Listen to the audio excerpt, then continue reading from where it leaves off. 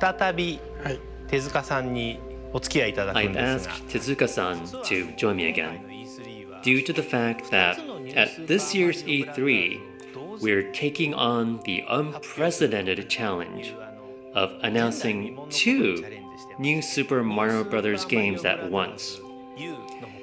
In addition to New Super Mario Bros. U, we're also currently making New Super Mario Bros. 2 for the Nintendo 3DS, which will be on sale soon prior to Mario's debut on Wii U. These are the topics I'm hoping to ask you about today, so let's get started. It's true that we've never worked on 2 Mario games simultaneously like we're doing now. A new challenge of sorts, then. It certainly is. I think many people will worry that relying on Mario and releasing back-to-back Mario titles could hurt the Mario brand.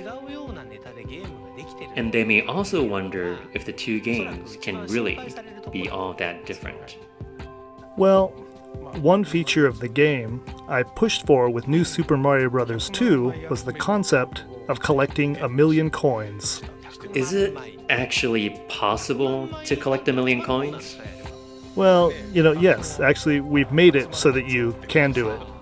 Hearing a number like 1,000,000, it sounds almost impossible. I can imagine collecting 10 or 20,000 coins, but 1,000,000 coins is hard for me to get my head around.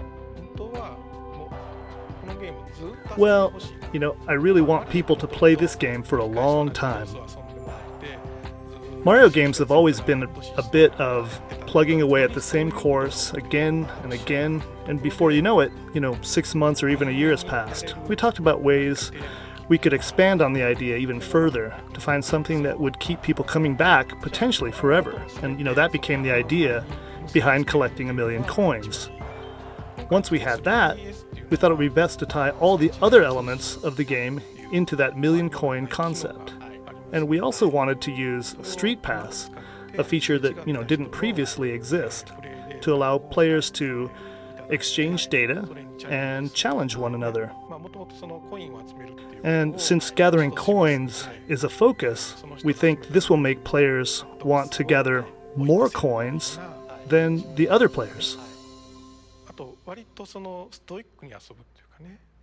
We've also included a mode that I think will have a lot of value for players who enjoy constantly pushing themselves, to improve.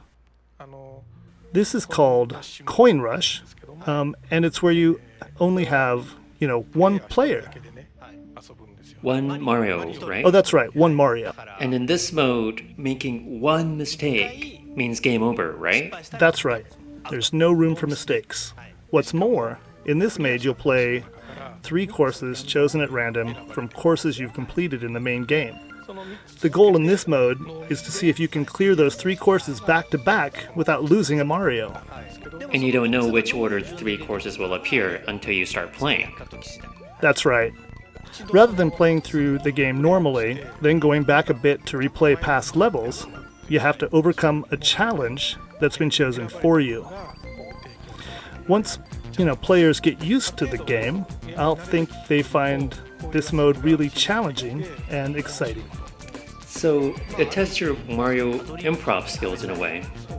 Plus, the fact that a single mistake means game over should keep players on the edge of their seats. You don't just have a stock of extra lives.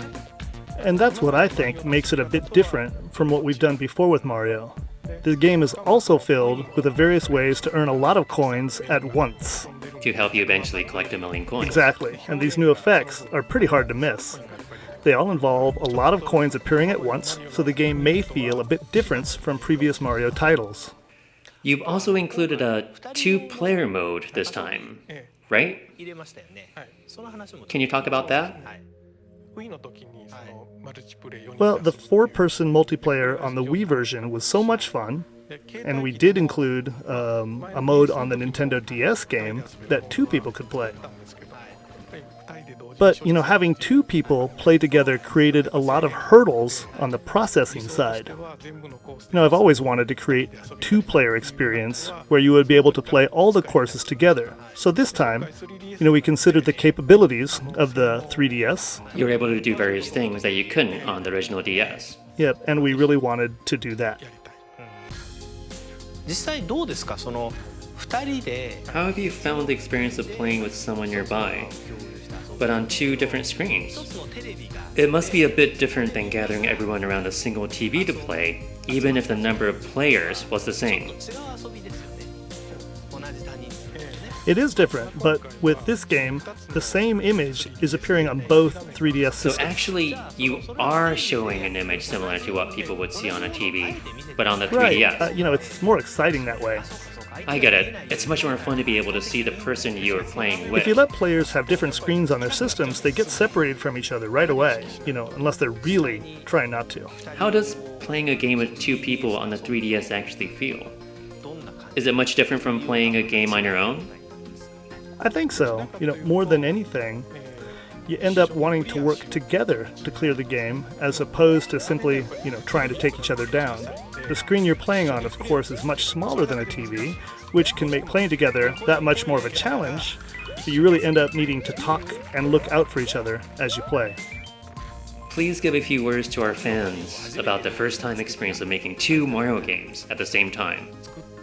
Making these games, developing them, has been a lot of fun. It might feel at first like, we're treading familiar ground, but we've made sure to fill them with elements that make the most of the unique features of each hardware. This has really made an impression on the people we've had evaluating the game so far, and I really hope people have a chance to play both games and compare for themselves. Both games have their defining characteristics. So while they share the Mario label and some of their fundamental elements, we've tried hard to make them so that playing one title will never prevent the player to try the other, to make sure each title stands on its own. It's my hope that people will play the games as thoroughly as they can. And, we really want people to enjoy them to the fullest. Thanks very much. Thank you very much.